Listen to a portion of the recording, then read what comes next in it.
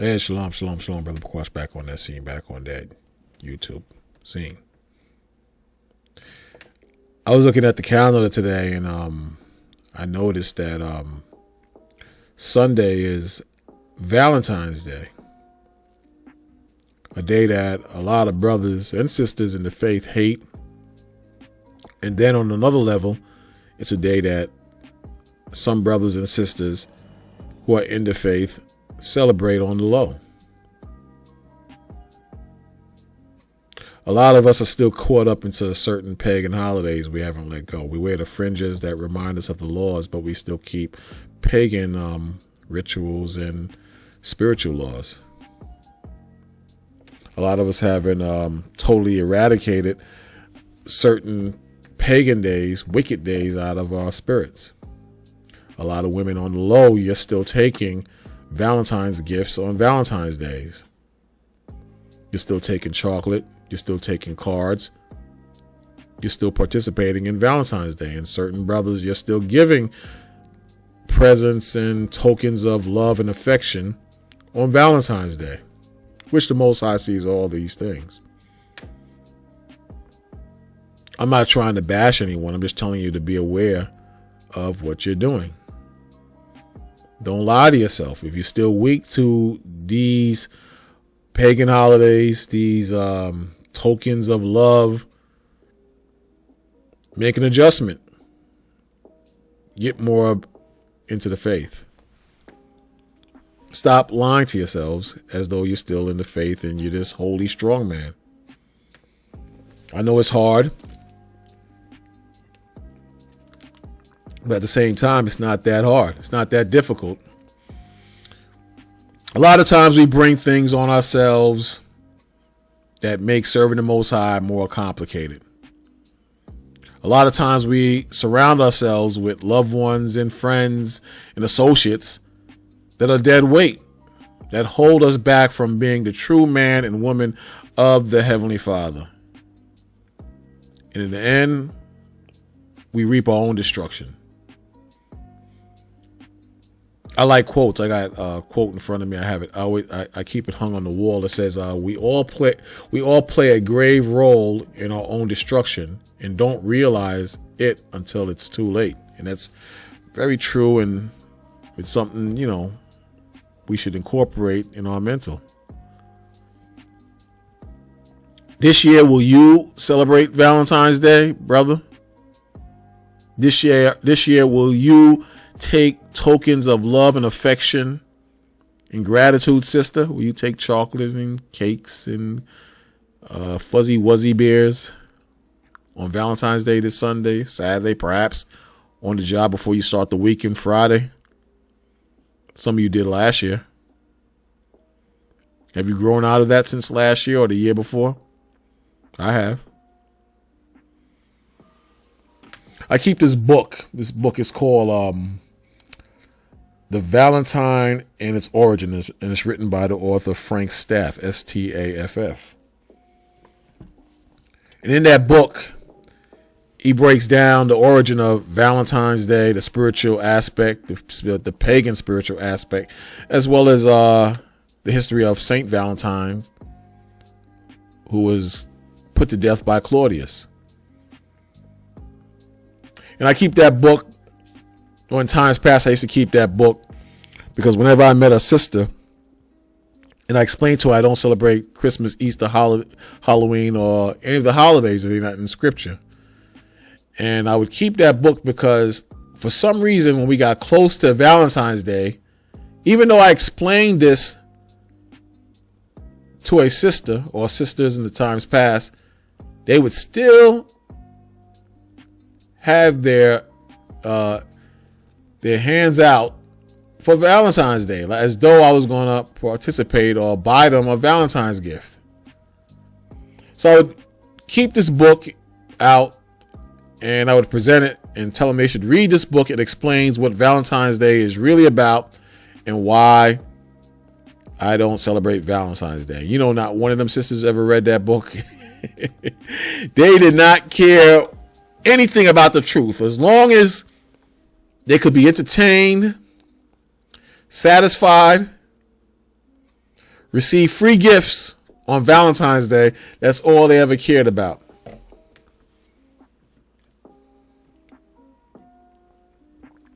Women hate the truth. And if you show someone the truth about Valentine's Day, they're obligated to follow that truth or look like a total demon. But women, not all, but most women hate the truth. But I always keep that book, even to this day, on my desk. Even to this day. And it's been there for years. And occasionally I have to bring out the book. And when the book comes out, the women leave after a while because they know they're not going to change me. Very true story. Very true. But check it out. This article called The Dark Origins of Valentine's Day. And a lot of this is in that book I was telling you about. It says, Valentine's Day is a time to celebrate the romance and love and kissy face fealty. But the origins of the festival of candy and Cupid are actually dark, bloody, and a bit muddled. I agree. It says, no one has pinpointed the exact origin of the holiday. One good place to start is ancient Rome, where men hit on women by, well, hitting them. It says, from February 13th to 15th, the Romans celebrated the feast of Lupercalia. The men sacrificed a goat and a dog, then whipped women with hides of animals they had just slain. It says the men sacrificed a goat and a dog, which is symbolic of the Pan god, the deity Pan, which is half goat and half man.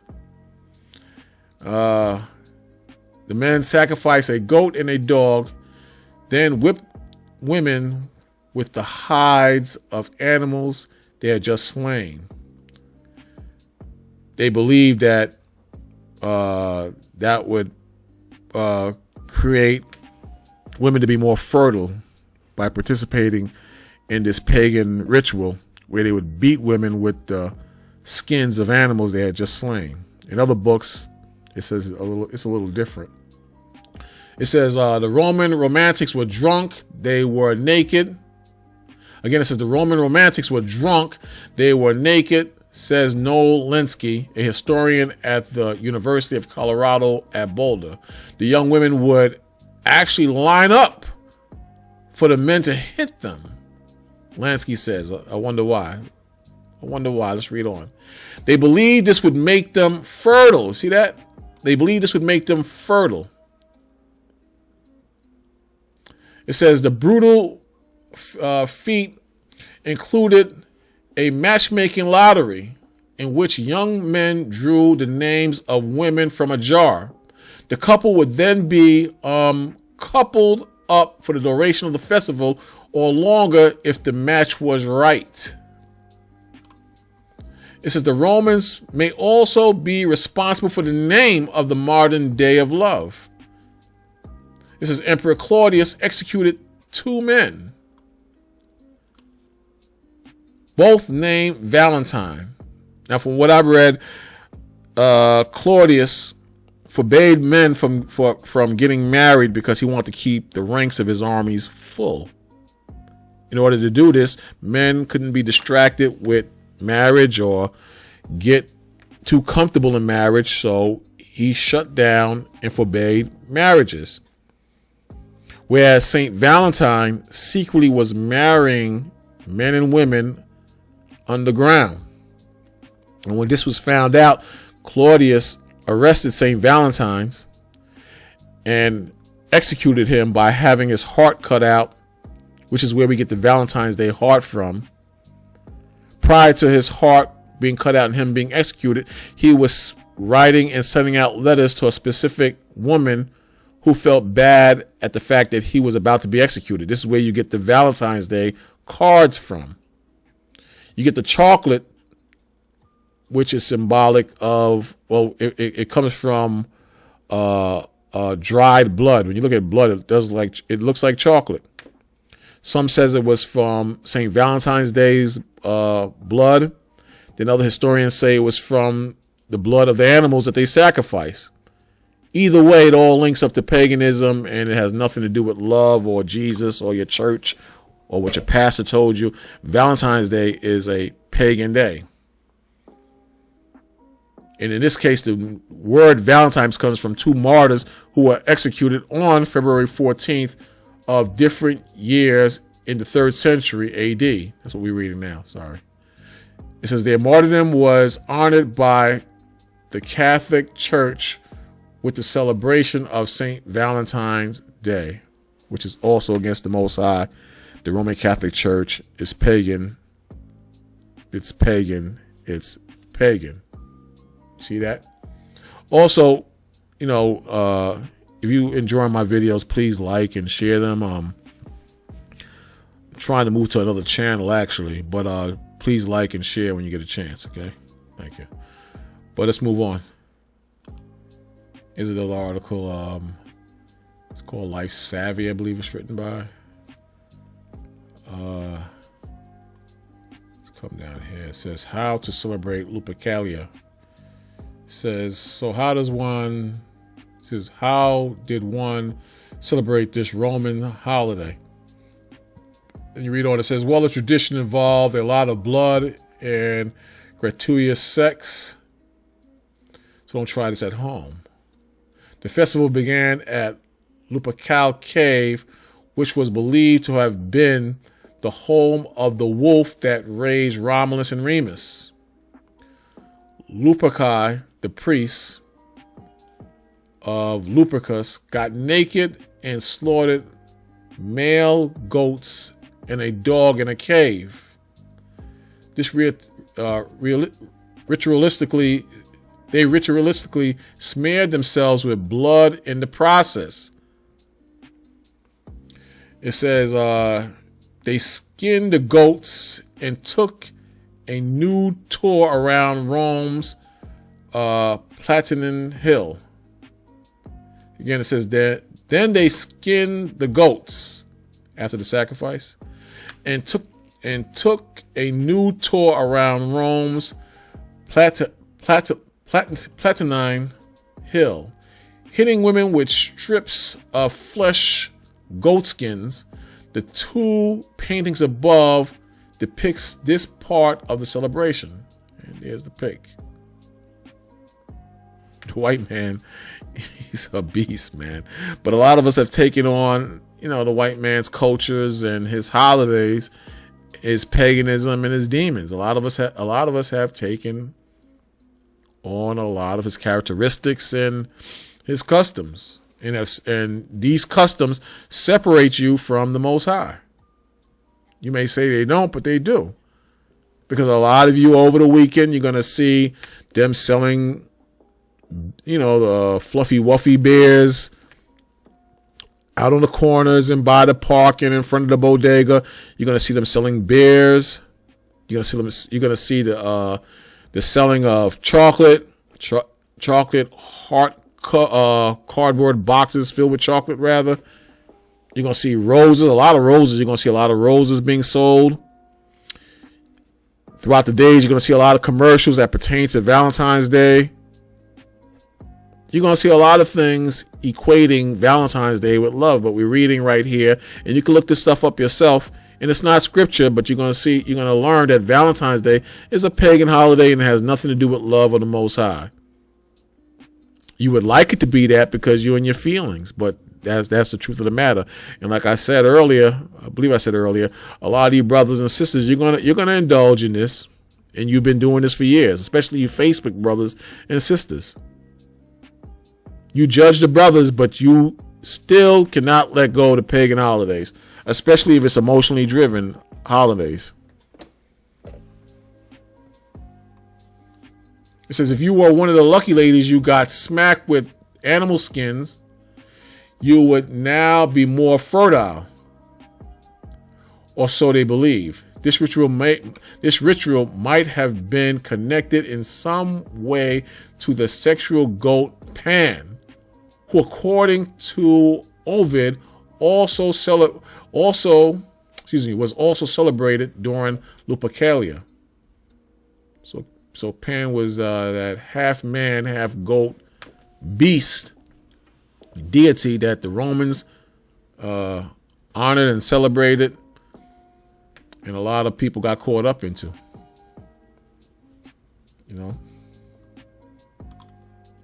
Check this out. It says, the history of Lupercalia. Lupercalia conventionally starts with the founding of Rome, traditionally 753 BC, but may be more ancient import coming from Greek Arcadia in honoring Lycan Pan. The Roman Innis or Faunus, Lycan, a word connected with the Greek for wolf, as seen in the term of lycanthropy for werewolf. Isn't that something? But this may even go back as far as Greece, relating to the Pan deity that I mentioned earlier, or was mentioned earlier. But this is how far back this goes. I don't know if you guys watch a lot of movies, but there was a movie where you had werewolves versus the vampires. And they called the werewolves what? Lycans. Remember that? I think it was 2 movies they did. They were pretty good movies too. But they recognized the werewolves after their ancient names, the Lycans. And it was long bloodline of werewolves versus vampires. But it says Lycan is a word connected with the Greek for wolf, as seen in the term lycanthropy for werewolf. I believe I'm pronouncing that the right way. But isn't that something that's interesting? But the point is, you can get the origin of Valentine's Day and how it's mixed with all this paganism. Yet a lot of brothers and sisters, they think it's about love. They think it's all about love and, being with your significant other. But this is so far from the truth. So this is from the actual book. Remember I mentioned that book? The Valentine and Its Origin by Frank Staff. I had this book for a lot of years too. Probably going back to the 90s. But it says, where is it? It says, the ceremony was very singular and strange. It says, in the first place, there was a sacrifice killed of goats and a dog. See, same thing we read off the net.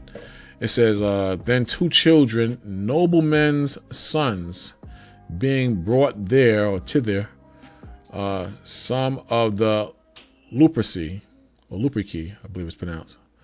These were the priests.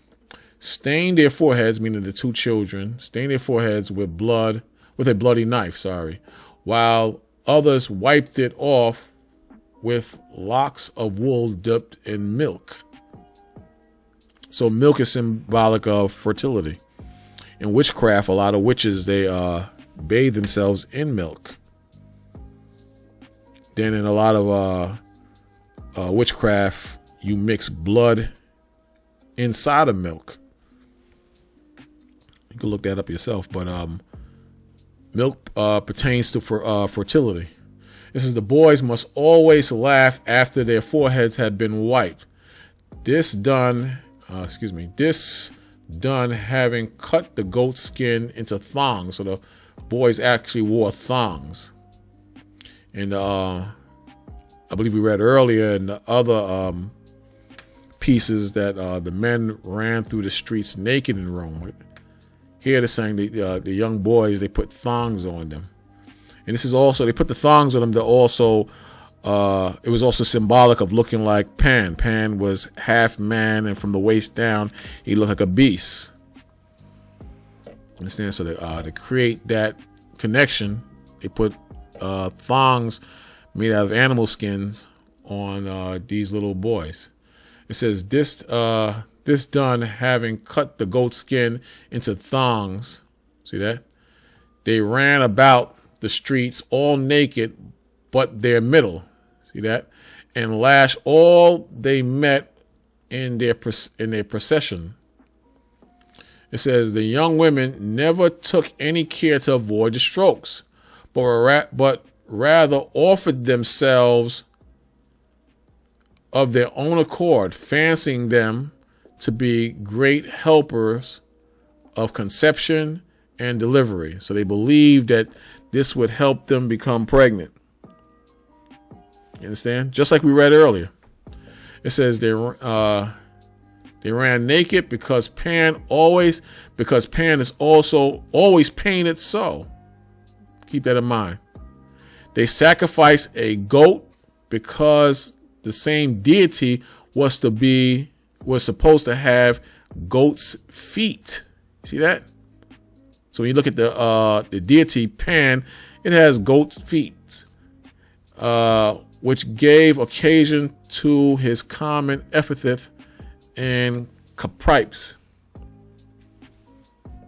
As for the dog we meet in sacrifice, it was added as a necessary companion of a shepherd.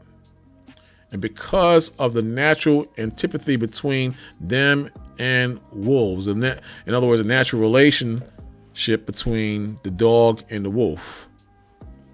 So that's why the dog was used in the sacrifice.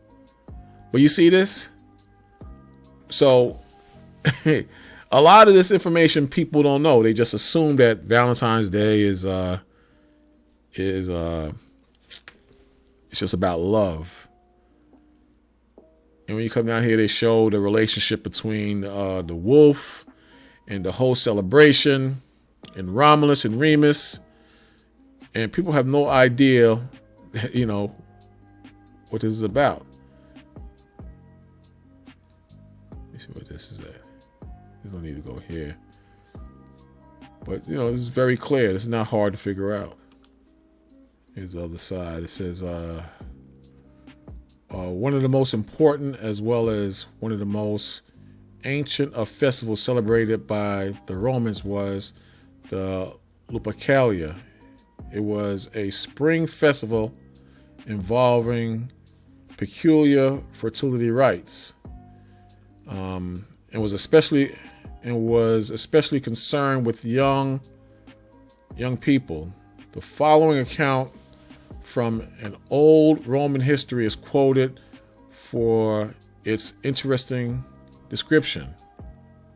It says it's the most ancient order of the priests of the Luperci sacrificed to Pan, the god of the country, and particularly of shepherds. Going back to the dog aspect of the ritual, it says they had their name from the deity they attended on, called in the Greek Axio, probably Axios, a wolf in Latin, lupus, because the chief employment of Pan was the driving away such beasts from the sheep. Check that out. It says Axios, a wolf in Latin, lupus, which means wolf, because the chief employment of Pan, the deity, the pagan god, was to drive away such beasts from sheep. Isn't that something? But people think that Valentine's Day is just love. Just love.